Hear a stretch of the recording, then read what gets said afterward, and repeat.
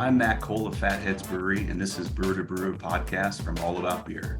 My guest is Joe Mohrfeld of Pint House Pizza and Brewing, and he is here for a conversation that goes beyond the brew house into topics that matter to brewing professionals and curious beer drinkers. First, please visit us at allaboutbeer.com and follow us on social media at allaboutbeer.com and support journalism in the beer space. Check out patreon.com/allaboutbeer. We'll get into the conversation in just a moment, but first, this message. First Tee is a proud sponsor of the Brewer to Brewer podcast. Some of the brightest brewers across the country have discovered the First Tee advantage. Hill Farmstead, Sweetwater Brewing Company, and Angry Chair are among the many who have used First Tee's unique and quality teas and botanicals to create top-rate beers. First Tee focuses on being direct, flexible, and fast. You can find out more about First Tee's collaboration with brewers and tea ingredients by visiting firstte.com/blog. That's FIRSDTEA.com/blog. All About Beer is back, and we're asking for your support to help provide the independent beer media this rich and colorful industry deserves. Visit our website, allaboutbeer.com, where we're frequently posting new content. And please consider throwing us a few bucks at patreon.com/allaboutbeer. We have low-cost memberships for individuals and small and large companies alike. Every dollar goes to help produce new articles and podcasts. Looking for an easy hop sourcing experience? Yakima Valley Hops offers the finest quality hops from right here in our valley and premium growing regions around the world. Get the hops you need when you need them with ultra-fast shipping and awesome customer service. With a full line of liquid hop products and all your favorite varieties, no contracts are needed to brew with the best. Shop now at yakimavalleyhops.com. That's YAKIMA valleyhops.com. Okay, let's get into it. A bit about my guest today. Joe Mohrfeld is the co-founder of Pint House Pizza and Brewing in beautiful Austin, Texas. The brewery opened its doors to its original brew pub in October of 2012 and has grown to 4 locations in the greater Austin over the past decade. Joe is currently the VP of Brewing Operations as well as VP of Sales and Distribution for the 4 locations and oversees the 22,000 barrels Pint House produces for sale in its pubs and tap room and across its distribution footprint in Austin. And the passion at Pint House is for hop-forward ales and lagers and is known for its Austin-style Hazy IPA, Electric Jellyfish. Joe says his goal as a brewer is and has always been to take an agriculturally focused approach to his beer and work closely with hop growers to source the highest quality hops and showcase them in our beer. So Joe, I've never met you before. I'm a big fan of your beers. And when it came time to, select a brewer, I didn't want to reach out to somebody that, that I was friends with the industry or somebody that, that ultimately I wanted to reach out to somebody that I could learn from, that I find inspiration in their beers. And ultimately, I was so happy when you said that you would join me for this interview. So thanks so much for being my guest today. It's going to be cool. Let's talk about beer. Sounds good, Matt. My pleasure. It's a honor that you think highly of my beer. You've been someone I've always looked up to in the industry, and it's fun to finally meet you, even though it's virtual here. So sure. So one thing that kind of intrigued me about your brewery is your house yeast is a Kolsch yeast. And, early on in my brewing career, I worked at a small little brew pub for about 8 years, and my house yeast was also a Kolsch yeast. We used to use 2565 and the 029 Kolsch yeast. Tell me a little bit about how you came to selecting a Kolsch yeast as your house yeast and the challenge that are associated with it, and why you find this yeast to be ultimately the backbone of your beers. yeah, for sure. Well, a lot of it for me too is I came out of the Odell system. I started my brewing career there and worked my way up, and they've been running that hybrid ale lager Kolsch style strain for a long time. And so that's professionally, that's what I got very comfortable with brewing, and kind of knew the ins and outs of it. And when I moved down to Austin to help start Pint House, kind of, originally we played around with some different strains, and we were thinking about going more into the, I guess, traditional Chico ale strain range. And the more and more we did trial batches, the more I just kept wanting to go back to our Kolsch. What we actually use is Y1007, which is the German ale strain from Y Yeast. We've played around with honestly, if there's a Kolsch strain out there, aside from maybe in the last year or two that's been around, we've tried it. We're always trying to get better and see if we can find something we're missing. But that's the one that we keep going back to with most consistency, and been very happy with it. But honestly, for us, why it was so appealing to me early on was we were a small brew pub. We had 4 fermenters when we first started. We were trying to make a few different styles. And if anybody's brewed in a small facility, they know the challenges of trying to keep yeast alive is honestly the biggest thing. Kolsch is a very robust strain. You can store it really easily in a cooler for up to a week at a time. So for us, it allowed us to brew a variety of styles. We could manipulate those styles, with the water profile or with the malt to kind of back our way into some of the more traditional characteristics of, say, a West Coast IPA or a dry Irish stout. So I do kind of find it funny because often when we publish a recipe, I always have to put the caveat that this is the yeast we use, and there's reasons why we choose the malt we do and the water profile we do. If you were to use a different yeast, it often won't work quite as well, because of the characteristics of that yeast. That yeast doesn't produce diacetyl. We've had it tested multiple times, and the threshold for diacetyl on that yeast is the high end is really around 50 ppb, where if you look at like a Chico strain, that's what people are happy to get on the low end. So we don't have some of that kind of residual sweet backbone that might not always be classified as diacetyl, but is inherently there in some beers. So we kind of have to back our way into some of those flavors. But anyways, to go back to it, what we had that yeast, and it was very versatile. It was very easy to keep alive.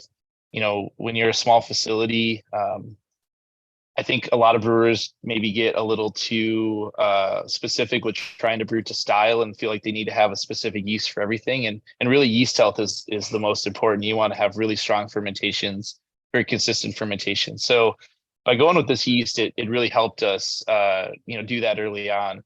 And also, we weren't buying new yeast all the time. We could go 8 to 10 generations very comfortably. So it was very helpful early on. And as we've expanded, we do bring in more yeast styles. I think we're running 5 yeasts at any given time now, but we have 4 facilities and we have close to 60 fermentation vessels across all of those. So keeping yeast alive it's actually the opposite. We tend to have way more yeast than we need at this point. So it's a good problem to have. So it's a lot easier to run multiple strains. But yeah, the Kolsch is still our house, and it's funny. We get a lot of new brewers in that come from other breweries, and they want to go back to a Chico because that's like what they made a West Coast IPA with, and I feel like after a few batches they tend to fall in love with the Kolsch and want to make whatever beer they're making with that too. So it's a really easy strain to work with. It's very consistent. It's very predictable.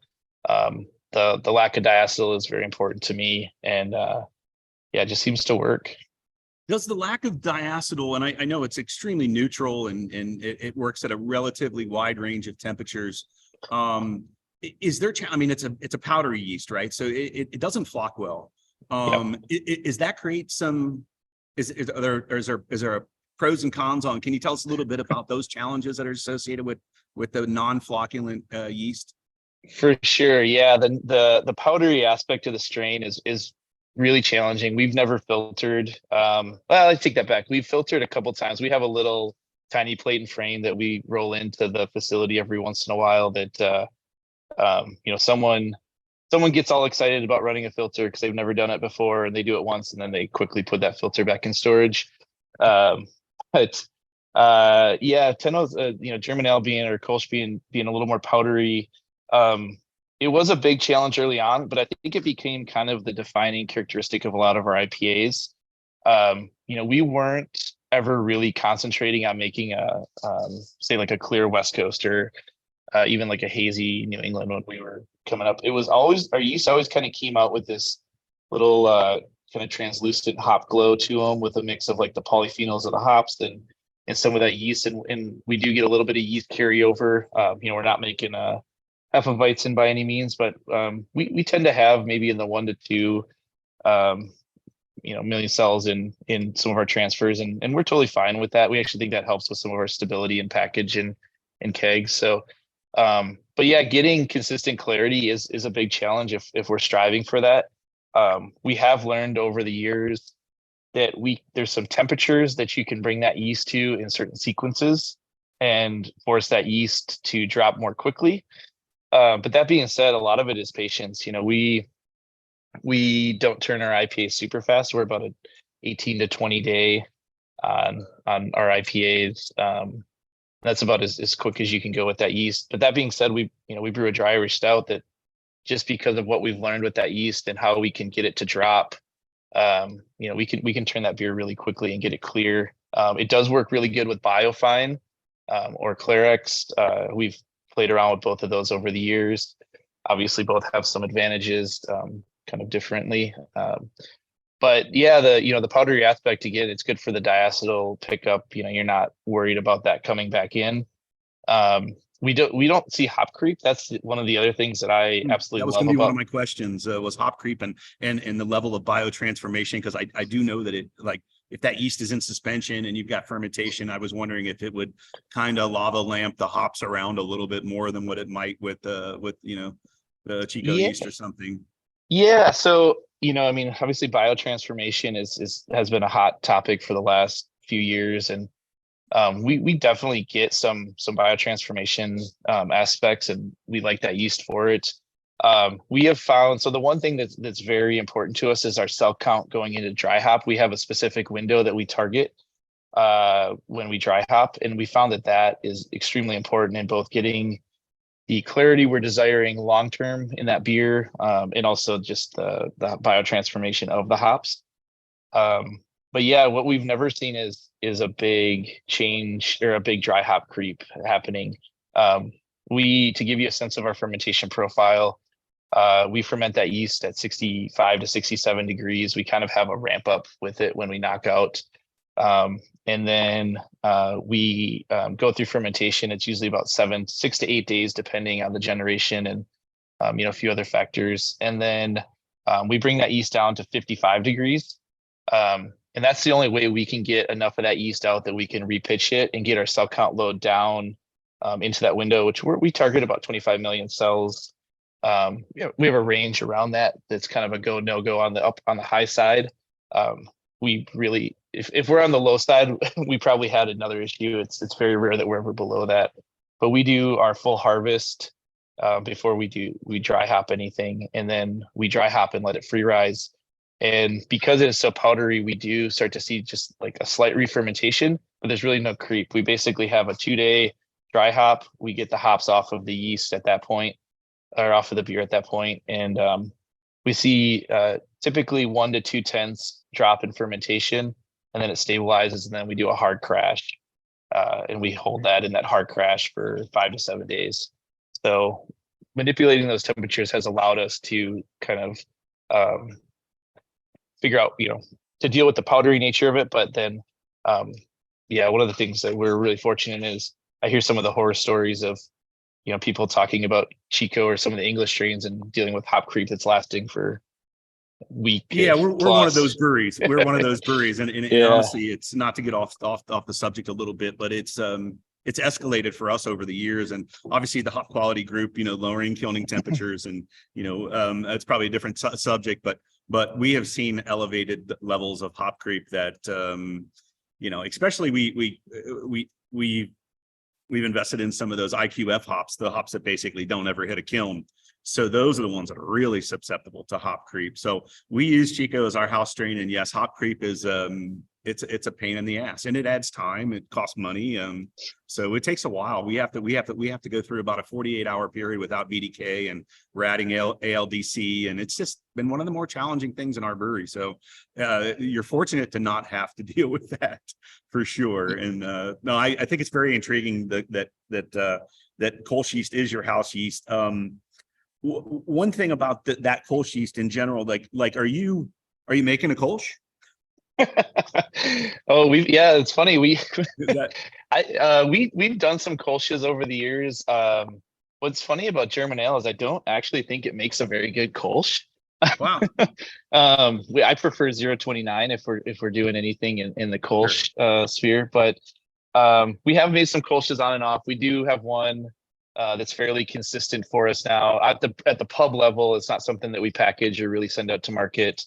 Again, go back to the four systems. We're really fortunate. We do about 200, unique beers a year. We have a pretty big team that always has some creative ideas on what to put into the tanks. So we're able to experiment a lot. But yeah, we've never done a Kolsch very consistently. We did when we were first doing our Pilsner, our Magical Pils, which is one of our core beers at this point. We were fermenting that with a Kolsch yeast. We just had 2 locations at the time. We were still having a little bit of trouble justifying having 2 or 3 full-time strains. Actually, the first secondary strain that we've ever kept in-house is a Mexican lager. We do a Mexican lager through the summer months.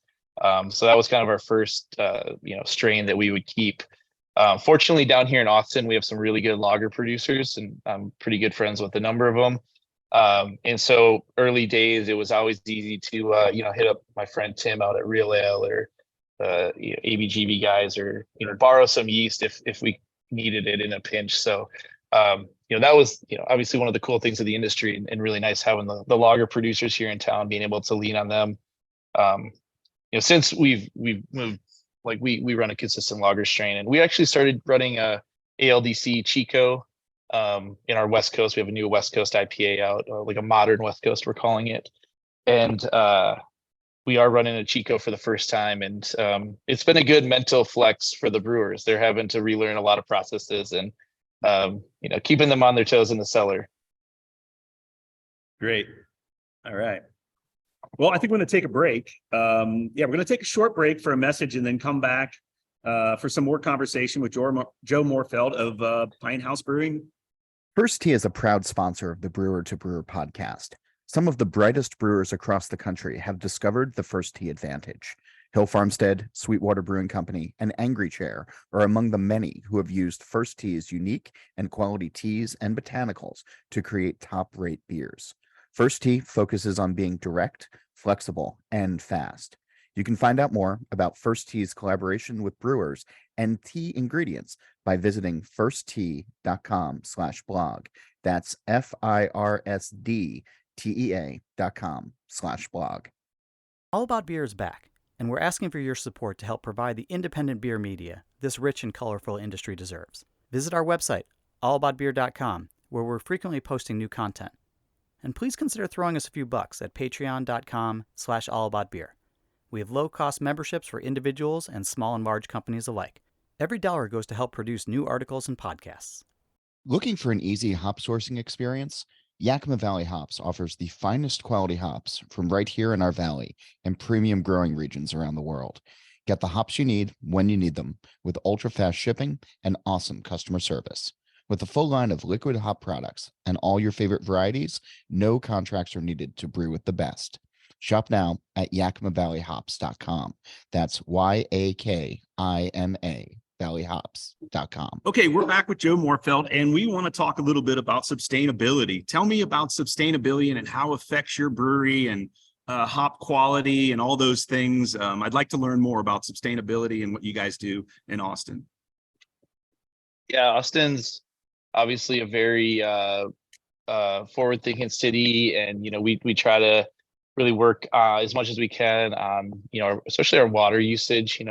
I think everywhere water is becoming a bigger issue. We're very fortunate to have good water here, but it seems like it's more scarce every year. So work a lot on that. Being the size we are, we don't have the ability to get into a lot of like bigger, like recovery systems or things like that. But we do work really hard to tighten up our processes in a way that we are not, using any kind of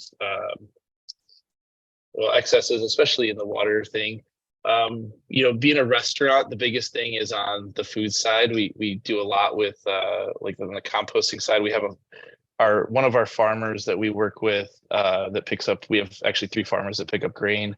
Some of them also pick up compost from the restaurant side that they are able to feed to some of their animals on their property. Obviously, we don't want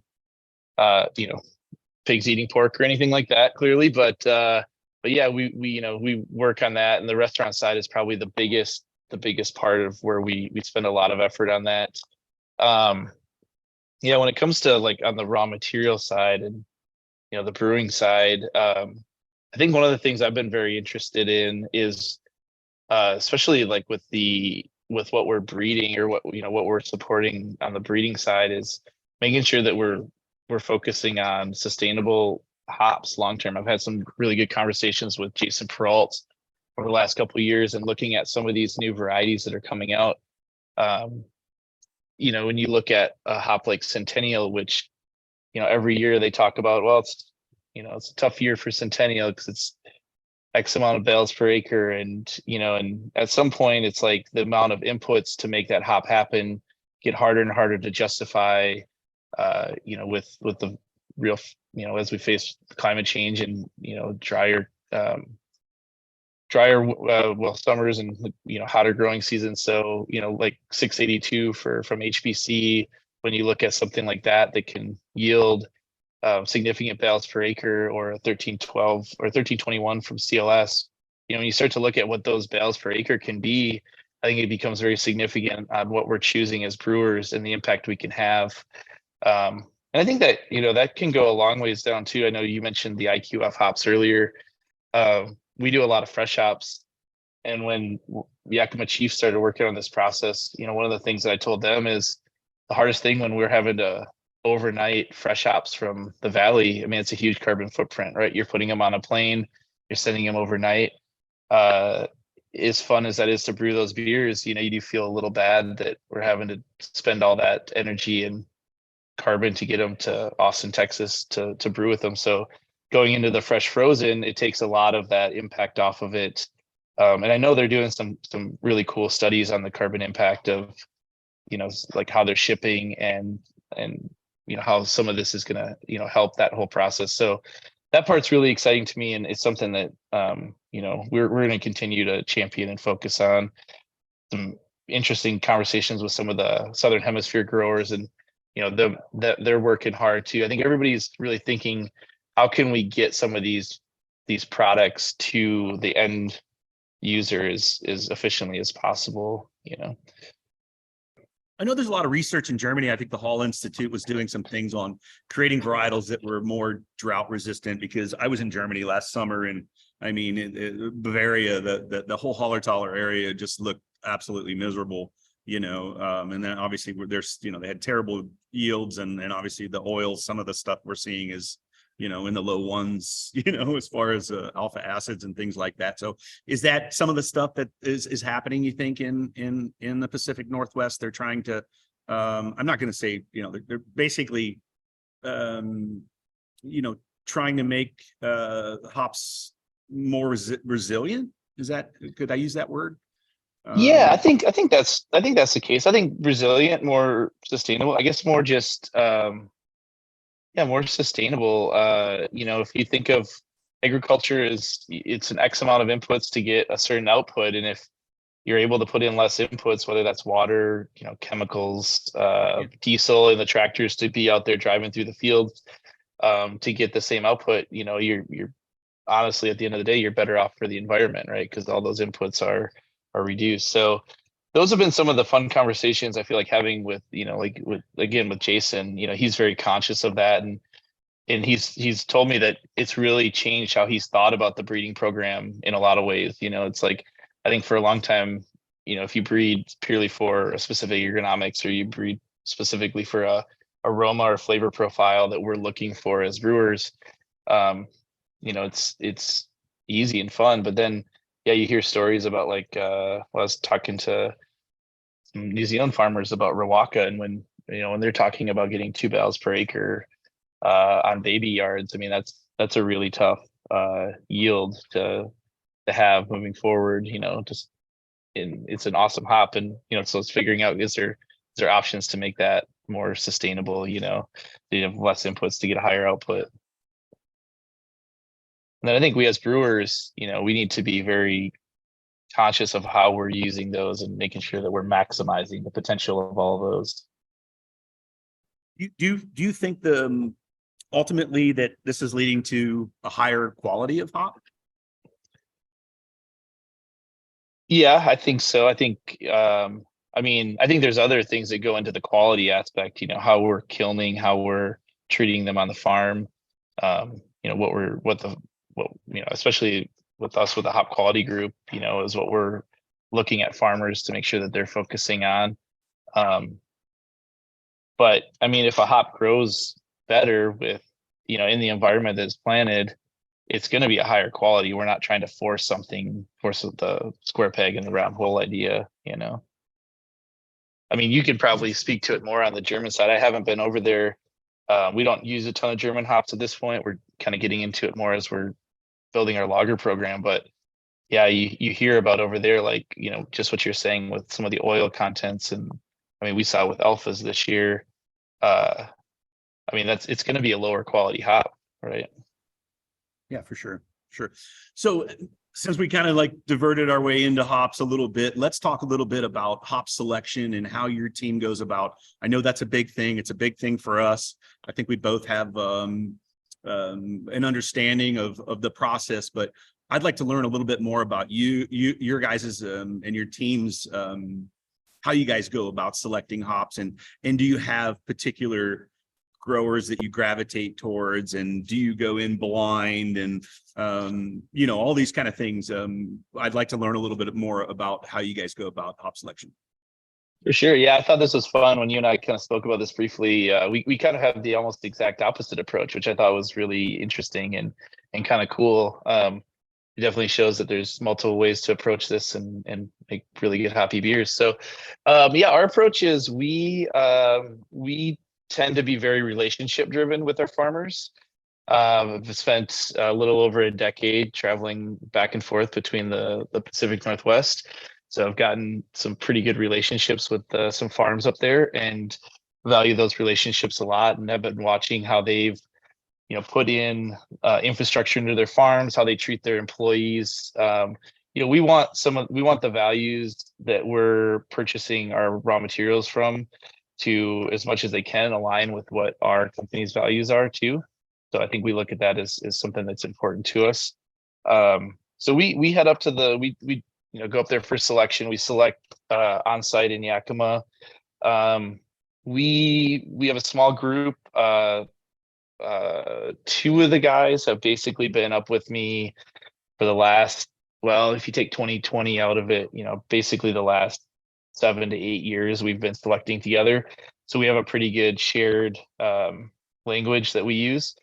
And then our other guy that's joined us, he's been up with us about 5 years. So we have a pretty tight team. We usually try to bring in 1 or 2 additional kind of voices every year, like someone new that we rotate in, just to kind of get a sense of, like, maybe we're missing something, maybe we're kind of getting blind to a note, or they might have a exceptionally good palate for a certain hop that we don't. So I'm the first one to admit I struggle with Mosaic more than I struggle with any other hop in the selection process. But then when it comes to Simcoe, I think we've been very locked in over the years. So it's good to bring in those voices. So we head up every year. We sort of request some of the same farms. We've found that we do have, whether you want to call it a terroir or regionality, that we do like in our beer. And we've selected it blind. Sometimes we've, requested certain farms, from certain parts of the valley, and we found that, it just hits the profile that we're looking for. And so I would say we're kind of a partial blind selector. We do like to be able to smell some outliers. I also, spend time just kind of driving around the valley. I try to check out, at least a few new farms every year and try to see their operation and, go smell some hops on the drying floor and get a sense for what they're doing and try to understand, more, build more relationships, understand more what's going on in the valley. And then I guess the other thing, like I said, we kind of selected a semi-blind where I do like to, before we make our final decision, I will, look at the farm and make sure it's a farm that we trust. We have been burned in the past a couple times where we've selected purely blind, and this was a number of years ago. And I think a lot of the hop, like the developments that a lot of the hop farmers have made as far as like food safety and some of their drying and baling techniques and everything have gotten so much better. But we had it where, we had it ended up being a lot of debris in the hops, and we had some issues with it. And so although it smelled really good on the table, it didn't translate very well into the final product. And so that's where I look at that relationship element, is knowing, the farm practices and what they're doing to mitigate some of those things and to ensure high quality, long-term downstream for us as brewers means a lot to us. So we look at the table samples, and then at the end, there's definitely some times where we've, had a rub that we thought was just phenomenal, but weren't familiar with that farm. And it went for maybe our second choice that we thought was exceptional as well. And I try to use that as an opportunity to find that farm out next year and maybe go visit them and start to learn who they are, because then you can see that they're growing really good hops and they could be a potential candidate for the future. Gotcha. That's cool.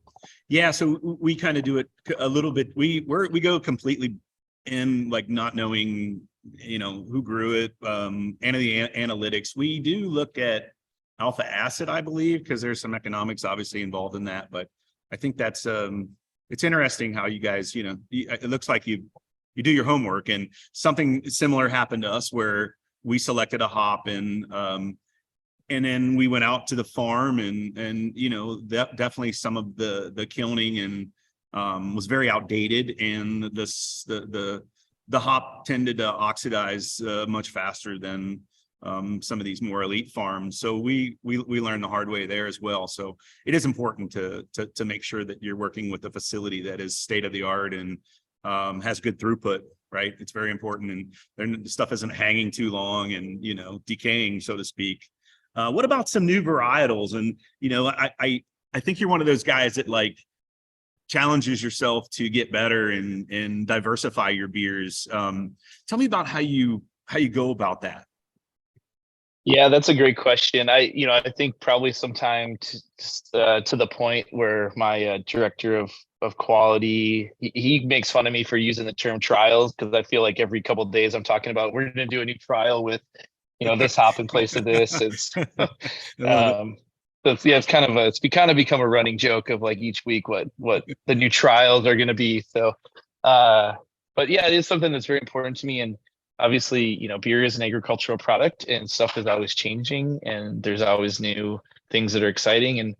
And we've been, as we've grown too, we're trying to make our beers more consistent. So we're diversifying some of the hops in the beer to, hopefully, like, as we see yearly changes, they're less noticeable.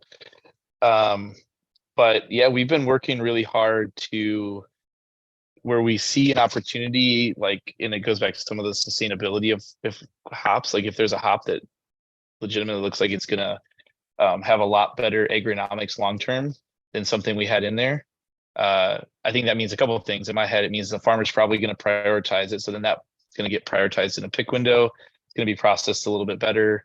It might offer a little more security long term for us in that beer. I think, in all honesty, the thing that we've been most excited about recently is the stuff coming out of the Southern Hemisphere, specifically New Zealand. But we do use a lot of Australian. We're a really big Galaxy user. That's in our flagship electric jellyfish. But New Zealand it's been super exciting. I think 5 years ago, it was hard to even get anything from them in quantity, and you didn't know what you're getting, and it was kind of a bit of a black box. You know, you didn't know much about the farms, you didn't know too much of anything down there. You know, I know some people have been down there. I wasn't fortunate enough to go down there, but you know, it felt like there was like a little bit going on, a little bit understood. And I feel like in the last year or two, there's been so much information coming forward to us about like the what's being grown down there, all the differences in the farms, all the terroir differences, how significant those can be. And so we've had a lot of fun learning about those, and then bringing those in and bringing them into some of the different core recipes. So, you know, we have a beer called Training Vines that used to be Simcoe Citra Mosaic. The combo works, shockingly. But it's had Motueka in it now for almost 2.5 years, because we thought it just gave a nice little element. So it kept that beer within its profile, but it keeps kind of pushing it forward. We've started adding a little bit of Nelson Sauvin to one of our kind of long-standing West Coast IPAs, Green Battles, because it really plays off of that mosaic element. So yeah, when it comes to new hops, like if we can find stuff that we feel like plays really nicely and elevates and moves that forward, we really love to try to integrate it and kind of always keep evolving those recipes.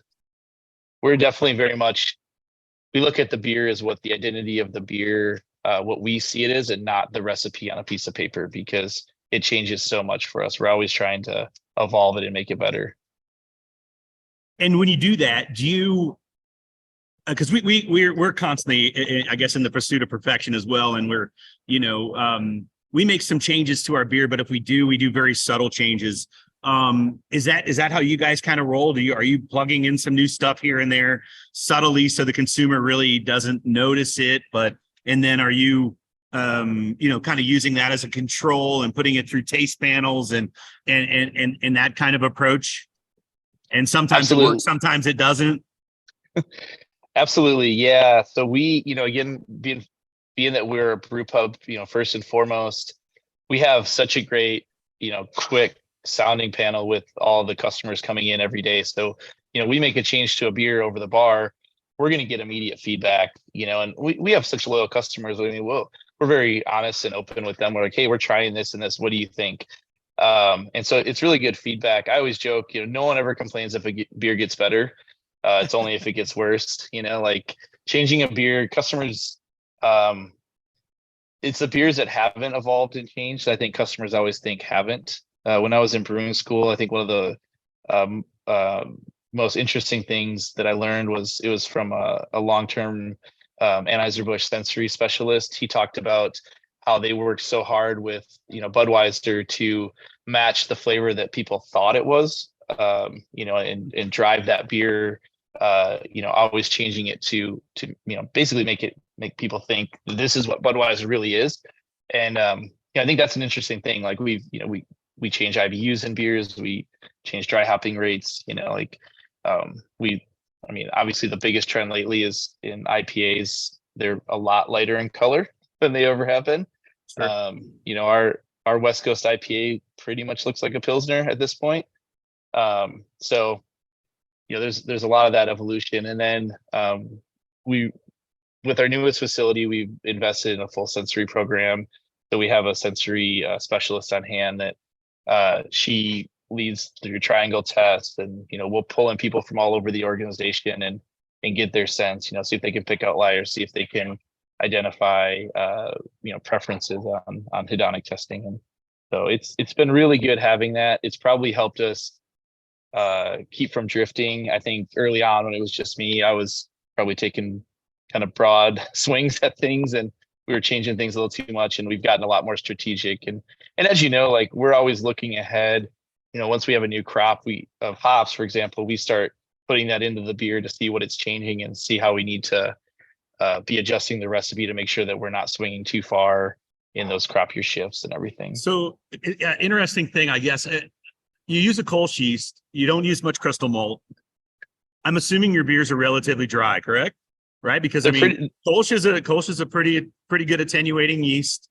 So how do you find, how do you get that body to balance out? Is it a higher mash temperature? Tell me a little bit about those things, how you get the desired results. Yeah, that's interesting, because that is like when I said that earlier about our recipes. If you took a look at our recipes or our process, you have to always be very mindful that we are working with a Kolsch yeast. So yeah, what we do a lot with mash temperature. We do add probably a lot more, especially like in our electric jellyfish or our training vines, which are hazy IPAs. But if you were to have those next to say like the more traditional New England IPAs, it's a much drier hazy IPA. Sure. But it also fits the Austin climate. I mean, it's very hot here, so you can't have a really residually sweet beer. So our beers do finish a little bit drier. We know that. It's something that, we appreciate. Are we talking 2.2, 2.5? What's So a good terminal gravity for your brewery? Yeah, so like in our hazies, we are in that 3 to 4 range depending on recipe. 3.2 to 3.5 is pretty typical to keep enough residual body that it still drinks full, like you want a hazy. In our West Coast, yeah, we're down in that 2 to 2.5. But the thing that's deceiving with Kolsch is because we don't have that kind of that little bit of subtle back end diacetyl character, it's gonna be perceived drier than like a Chico ale finishing at 1. I've had a lot of conversations with my friend Ben up at Breakside about this, and he actually did a bunch of tests and ran them through their labs to look at PPB and how it, PPB of diacetyl and how that was perceived sensory wise, Chico versus Kolsch. And we found basically you have to be a Plato or a Plato and a half higher with Kolsch finishing to have it drink the same dryness as like a Chico beer. So we have to add a lot more kind of malt character, or like ferment. We mash pretty high on a lot of things. We're in that 154, 155 a lot of times. We're adding a lot more like carapils or carafoams, flaked oats, flake barley. So we're trying to build body in different ways. Gotcha. That's cool. And then we do a lot with our waters. So Austin's water is great, but it's a very strange water. It's temporary hard. So it's high bicarbonate, but low minerals overall.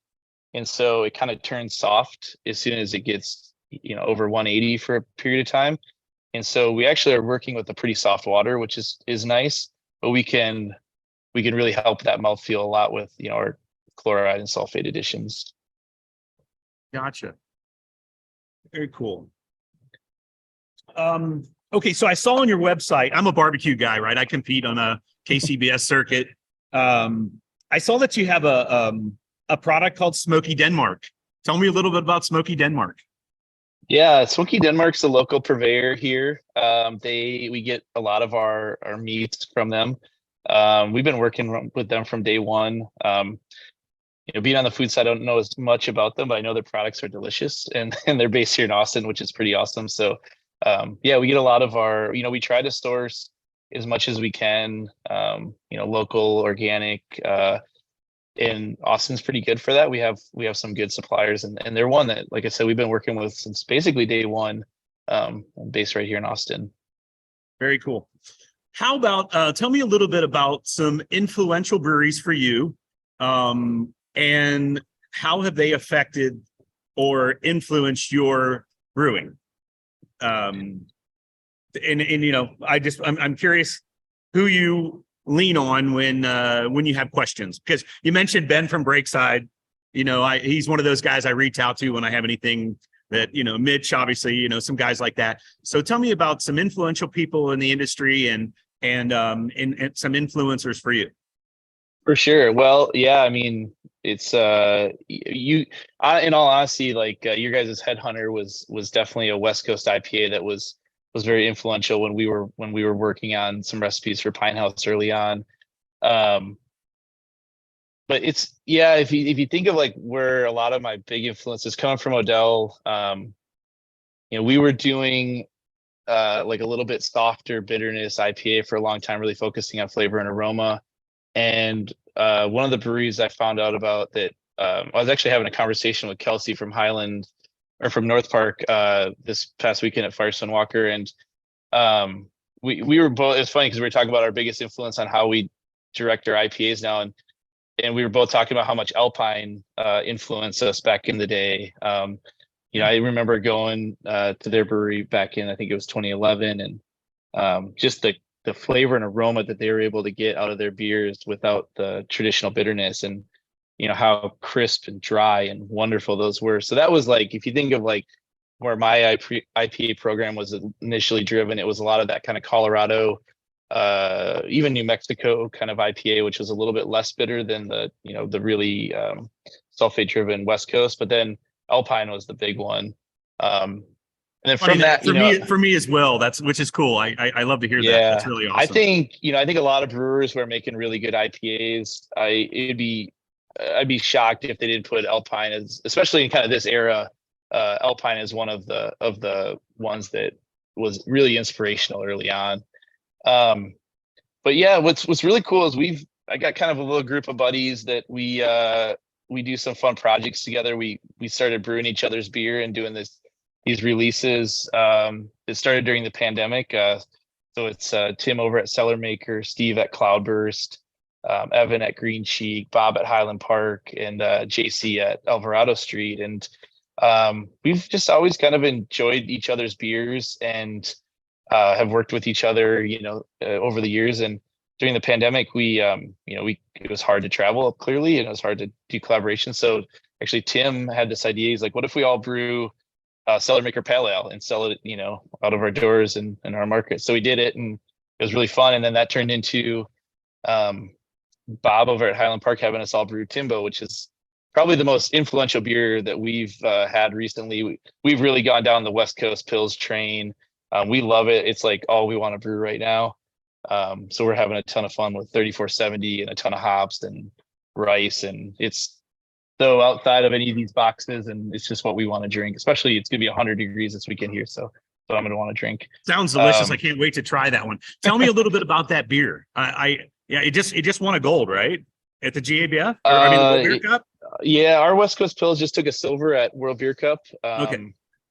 And we have a few of them now, but that particular one, it took silver. That one's called Lasso. We're changing the name. We didn't realize that Great Divide had that name. So Brian was nice enough to send me a very polite email, and told him we'll change the name. Clearly don't want to step on any toes. So but yeah, that one, it's gonna still be around, just under a different name. But yeah, what we do with that is it's very much like a West Coast IPA, but fermented with lager yeast. We do use some noble hops in the kettle side, on the hot side. I think there's some kind of cool theories to what the noble hops can contribute. The lower alpha acid, you're getting some of that polyphenol contribution because you're using them in higher amounts. And then, with that, much like Kolsch, 3470 is very sulfur driven. I think there's a sulfur lift on those beers. I think it adds a lot to package stability. So, when we compare how well these beers hold up compared to stuff that we're fermenting in that realm with like our Chico Ale, we see almost like double the shelf life. And they just seem to be very bright for a long period of time. And then we've been doing a lot with, we'll add rice in there. I know Vinny's been talking about it a lot lately about, rice doesn't have fan. Fan can contribute to faster degradation in beer. So if you can remove more fan from your final product, maybe it's going to last longer. So we've been having a lot of fun with that. And it's funny. It's like all the every time we put something new trial beer in there, it's got rice, it's got 3470, it's got a mix of Noble and Pac Northwest, and it's usually got just a ton of Pac Northwest and Southern Hemisphere in the dry hop. Wow. So is there, from a hopping standpoint, you obviously have to go a little leaner, correct? And because I'm assuming that this traditionally they're very light in body, so obviously body is going to give balance, and so that's a tough balance. So is there anything you do? And I'm not trying to pull some trade secrets. I want to make something like this. So what kind of tips could you give us to make a really good hoppy Pilsner, West Coast Pilsner?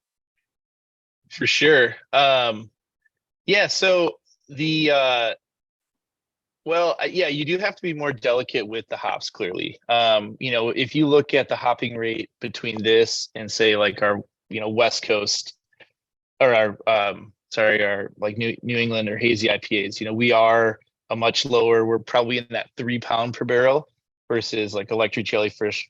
Electric jellyfish for us is a little over 5.5 pounds per barrel.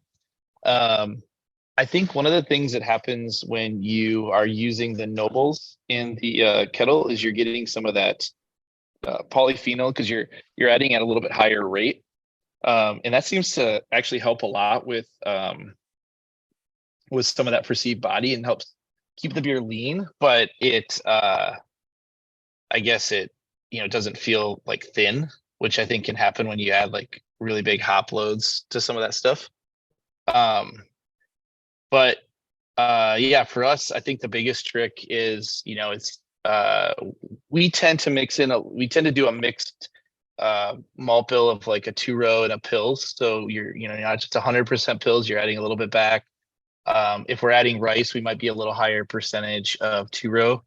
Carafoam is very important in there to give it just that a little bit extra body. We're fermenting 3470 is typically the yeast that we like to use in there. And then most of the time, because of the way the lager fermentations are, we really like to do 2-step dry hopping. So we'll do our first dry hop, let it go for a couple of days, we'll drop, and then do a second dry hop. So that seems to work really well with the lager strain, and it helps with any kind of potential hop creep in there. And since you mentioned a little bit about dry hopping, tell me a little bit about how long, like we're kind of an unusual brewery. I have conversations with guys where, honestly, I've had some arguments with Jason Oliver from Devil's Backbone about, AB says, and you don't get anything more out of a dry hop after 48 hours or, we usually dry hop around 7 days with some rousing in between at warmer temperatures.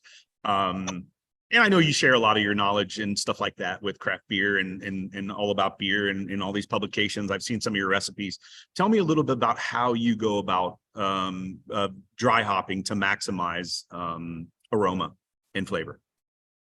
Pills and providing a little bit more backbone to that beer so that the beer doesn't come off, too over hopped and undrinkable. So that's kind of where we see a little bit of difference in some of that hopping rate. Are you guys we become a little more heavily invested in cryo?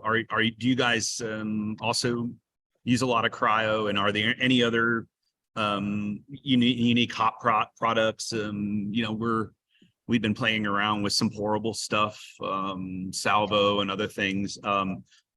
Is your brewery experimenting with stuff like that? And just curious if you're trying to, we're looking for the big flavor, but we're also trying to chase efficiencies a little bit, For sure. Yeah, we're definitely starting to explore a lot more with that. Cryo has been a thing that we've been using a lot for quite a while. We were one of the kind of early adopters of that. We were doing some of the trials for YCH back in the day before it was pelletized, and it was really hard to work with. The lupulin powder, right? Yeah. Just kind of would float, stick to the side of the whirlpool. That was challenging for sure. But yeah, we're starting to play around a little bit more with some of the pourable and flowables and some of the extracts. I think the technology is coming a long way. I assume a lot of it's coming probably out of the cannabis industry. We're seeing some really cool distilled products. We've been playing around with one of the products from Freestyle Farms that's doing some like hop distillation with their Motueka, which has been just phenomenal. So there's some pretty cool stuff. And as I mentioned, we're always trying to look for, how can we get more flavor? How can we get more aroma? Efficiency is becoming a lot more important as we're getting bigger and our batch sizes are getting bigger. But the product that I'm probably most excited about, in all honesty, is really the IQF 301 that's been coming out of YCH. The fresh frozen cryo pellets are they're really cool. And if you look at a fresh hop beer and you're looking for that character, our yields are significantly better, which is pretty awesome.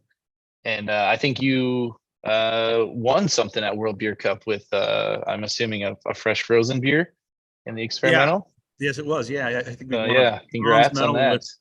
Thank you. Yeah. Will, our pilot brewer, put that together. He did a great job. Yeah, so that's we're pretty heavily invested in. We use a lot of whole flower. So we have a pretty big hop back, and it's sized basically to handle our largest loads of fresh hops. So I'd say about 20% of what we purchase is all whole flower. So we heat exchange from the kettle to the whirlpool, and then some of our stuff have that IQF stuff. But again, that stuff it contributes to hop creep a lot. So as much as I love it's kind of it's a double-edged sword. So anyway, I hate hop creep. And years ago when people would talk about hop creep, what's hop creep, and boy, it caught up with us. So but that's life, and then it makes you a better brewer, and you kind of try to navigate through that stuff. But yeah, For sure. What's outside of the IQF, what's the stuff that you're most excited about right now? Oh, we played around with a new product from YCH called Simcoe Bomb. I don't know if I don't want to open up a can of worms, but it's very small production of it, and then somehow they're able to separate the essential oils from the ISA out, and it could be, like you mentioned, from a cannabis driven kind of stuff, that technology. So we did a trial with it, and it produced like an amazingly clean hop flavor.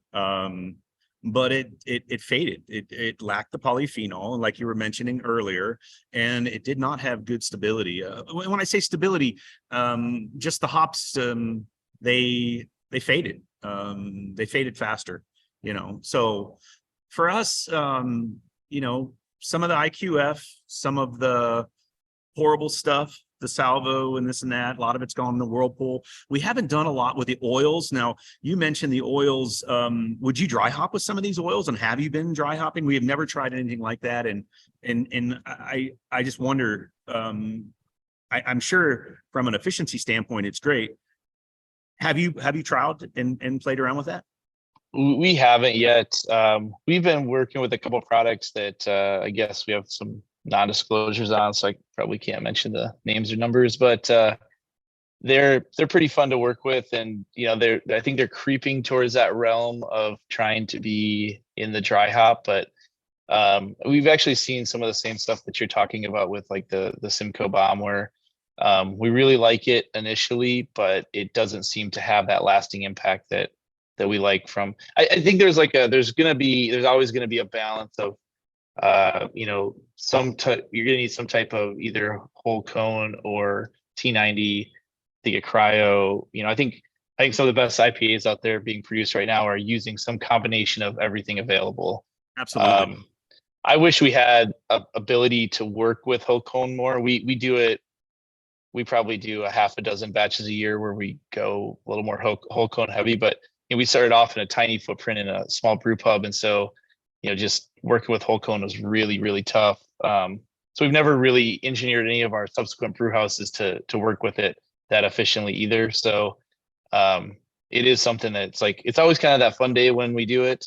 But since it's not engineered to do that, it's also kind of a rough day for us too. So I do love it. I wish we could use it more, but yeah, we're very T90 and cryo heavy, and we're getting into that realm of some of the flowables. But then to that point, I think what we found is by layering in multiple dry hops or dry hopping times, we're able to extract at different rates and get more from some of these products and just continue to drive that flavor and aroma up. Yeah, very cool. So if you had to take one hop to battle, only one for all styles, what's it going to be? Simcoe. Tough question. Simcoe, no question. All I love that hop. I'm right with you there. Simcoe's my favorite hop. I absolutely love it. I mean, we've brewed some great lagers with it. We've brewed pale ales, IPAs. I still think, Russian River's all Simcoe beer is one of my favorites. Yeah. Um, It's row 2 Hill road 56, right? road 2 Hill 56. Yeah. I mean, the hop about died, right? I mean, it was just, Yeah. it was abandoned, which is pretty amazing that where it is today, What Yep. about harvest windows on Simcoe? I noticed like early it tends to be a little bit more tropical, and then later it seems to get maybe more pine and a little bit more, I don't say dank, but more or less slight onion, garlic. Is there a window that you prefer? And Yeah, absolutely. We are very much like an early to mid pick window. And we really like the Moxie Simcoe. I think there's a little bit different, again, some farmers don't like to use the term terroir. I think there's a difference in kind of some of the stuff in Moxie versus Toppenish or Lower Valley, but yeah, we tend to be early to mid. When we go to select, the notes that we're looking for are, we want to be fresh cut ruby red grapefruit mixed with a little bit of that caddy aroma that you would find in like a Sauvignon Blanc from Marlborough. So that's kind of what we're looking for. We don't want it to drive too, we definitely don't want any OG in there. I think if one of our faults, if anything, during selection is we tend to maybe select a little too clean on a lot of our hops, and maybe should look for a little bit more. What do you mean by that? Kind of. What do you mean by clean? Well, it kind of mentioned it earlier. We've struggled with Mosaic over the years. It's one of the harder ones for me to select because it can get pretty, onion, garlic, dank on the table, which is kind of puts me off. But it translates really well in the beer. But then it's hard for me to do that rub and then go, well, this is what I want, knowing it's going to be that in the beer. So we tend to err on the little bit earlier pick window on a lot of our varieties, which tend to be more fruit forward. Mosaic, we're looking for that like very bright blueberry, mint, orange peel. Citra, we're always looking for that like intense mango, sweet stone fruit. So yeah, when I say like maybe too clean, we tend to maybe go a little bit on the earlier pick window on a lot of varieties. Is there a particular hop that is gained in popularity, but you don't really like it? For me, I'm not a big Sabro guy. I think it's, I'm coconut and suntan lotion all the way through, and I just can't. It's almost offensive to me. Tell me a little bit about a hop that maybe is gained popularity, but not for Joe. Yeah, man, Sabro is kind of an easy one. It's a bit of a punching bag for a lot of brewers. Yeah, that's probably the most. It's even hard to say that it's gained popularity. I think it kind of went through a little bit of an up and down. I would say almost the flip side of that, one hop that I wish was more popular that, I really love that never really hit its stride is Laurel. I really love Laurel, especially when paired with like Mosaic. And, I think kind of got marketed as a lager hop. I think it actually makes really nice IPA or pale ales.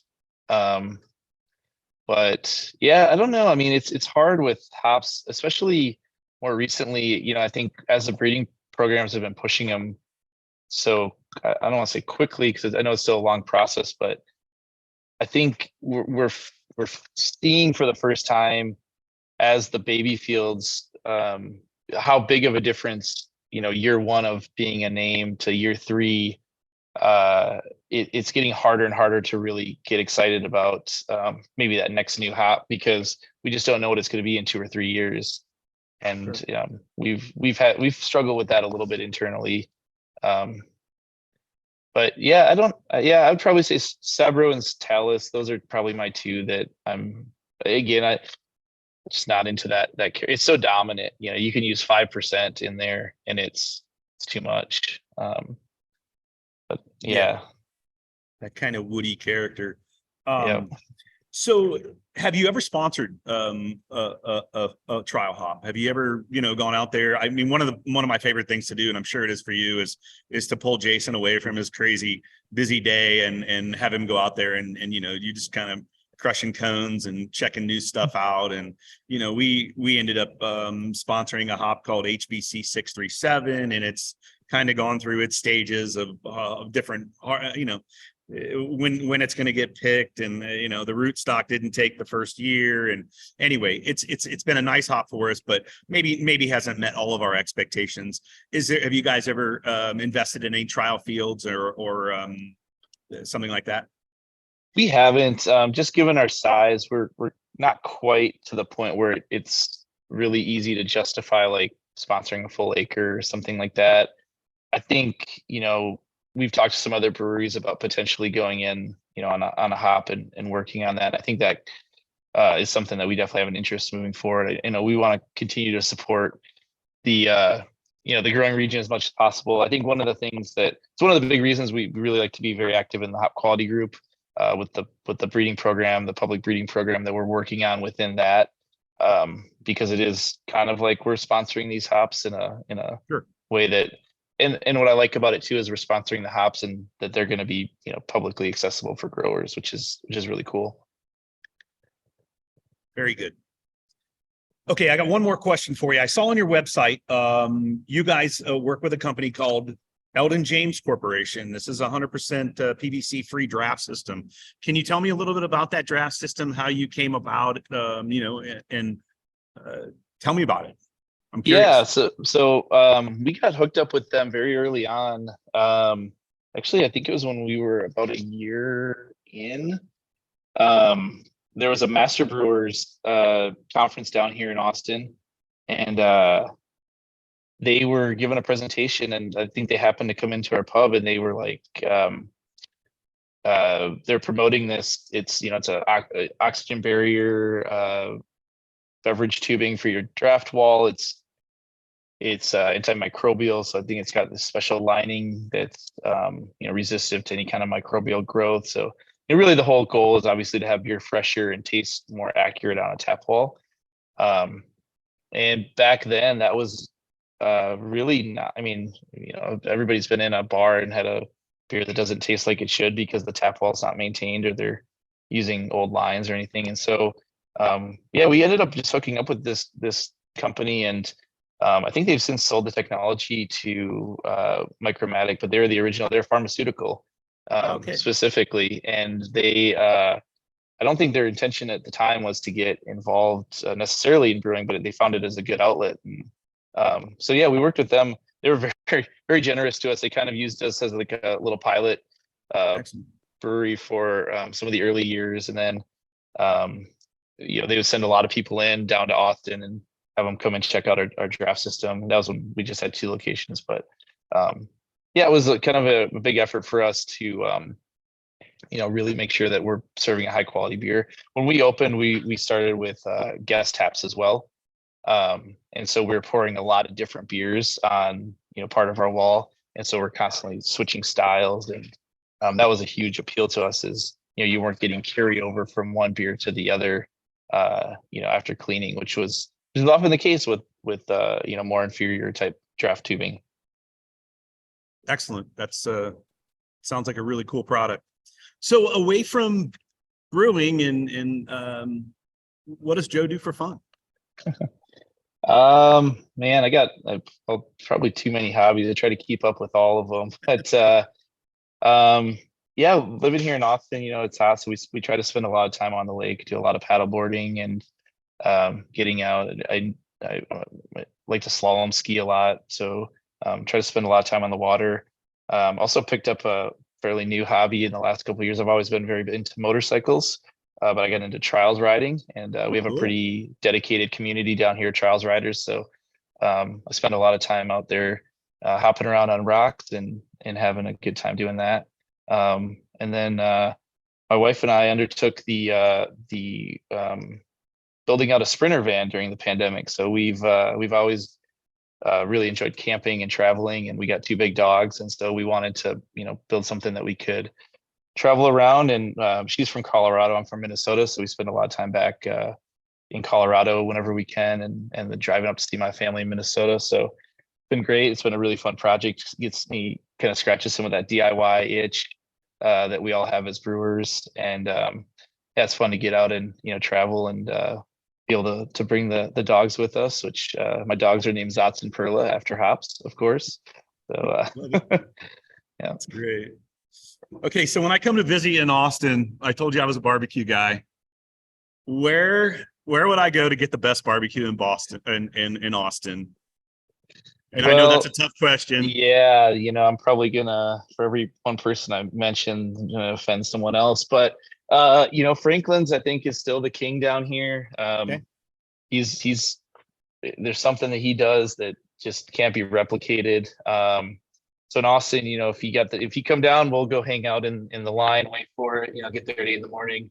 We'll drink some beer, we'll have some barbecue. It's a good time, and his barbecue is phenomenal. There's another place that down in San Antonio. We're also in the San Antonio market, so I spent some time down there. But it's kind of the new upstart, and I think you're gonna start hearing their name a lot. And it's Reese Bros down in San Antonio. So another one to keep an eye out of. Reese Bros. Which one is that? Okay. Keep an eye out for that. I think you're gonna hear that name a lot in the coming years. They're doing some pretty magical stuff with brisket. Awesome. What about Burnt Bean? Have you ever been to Burnt Bean? I have not been to Burnt Bean. Okay, I know they're a James Beard nomination, and I've heard amazing things. He was a competitive cook. And what was another one that I wanted to go to? Valentino's, I think. Valentino's is awesome. Yeah, that's just incredible. Valentino's is great too, because I think it blends. I think it's very Austin. It's been here for a long time, and it's outside of. Yeah. Yep. Right. Wow. Wonderful. You're spoiled, man. Yeah, it's you got great lager beer and great barbecue. I'm so envious, Anyway, I think that's going to wrap it up, man. Thanks, Joe. What a great conversation. Joe will be back on the next episode of this show as a host, having a conversation with a brewer of his choosing. That'll air in 2 weeks, so make sure to tune in for that. Visit allaboutbeer.com and follow on social media. I'm Matt Cole. Thank you for listening to Brewer to Brewer podcast. Have a wonderful day. First Tee is a proud sponsor of the Brewer to Brewer podcast. Some of the brightest brewers across the country have discovered the First Tee advantage. Hill Farmstead, Sweetwater Brewing Company, and Angry Chair are among the many who have used First Tee's unique and quality teas and botanicals to create top-rate beers. First Tee focuses on being direct, flexible, and fast. You can find out more about First Tee's collaboration with brewers and tea ingredients by visiting firstte.com/blog. That's FIRSDTEA.com/blog. Looking for an easy hop sourcing experience? Yakima Valley Hops offers the finest quality hops from right here in our valley and premium growing regions around the world. Get the hops you need when you need them with ultra-fast shipping and awesome customer service. With a full line of liquid hop products and all your favorite varieties, no contracts are needed to brew with the best. Shop now at yakimavalleyhops.com. That's YAKIMA valleyhops.com.